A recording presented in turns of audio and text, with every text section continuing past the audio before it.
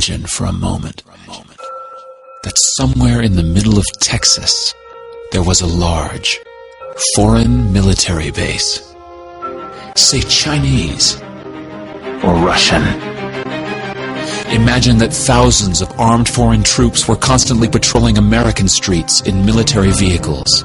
Imagine they were here under the auspices of keeping us safe, or promoting democracy, or protecting their strategic interests. Imagine that they operated outside of U.S. law and that the Constitution did not apply to them. Imagine that every now and then they made mistakes or acted on bad information and accidentally killed or terrorized innocent Americans, including women and children, most of the time with little or no repercussions or consequences. Imagine that they set up checkpoints on our soil and routinely searched and ransacked entire neighborhoods of homes.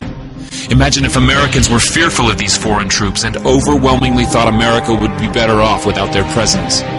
Imagine if some Americans were so angry about them being in Texas that they actually joined together to fight them off in defense of our soil and sovereignty because leadership in government refused or were unable to do so.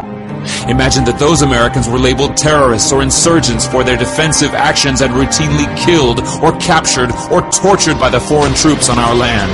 Imagine that the occupiers' attitude was that if they just killed enough Americans, the resistance would stop.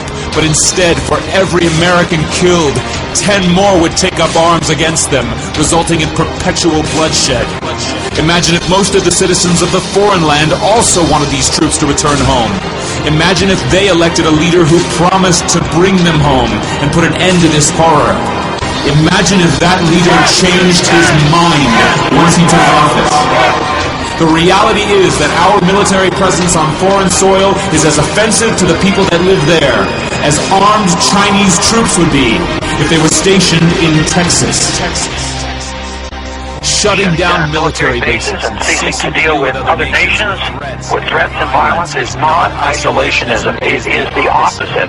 Opening ourselves up to friendship, honest trade, and diplomacy is the foreign policy of peace and prosperity.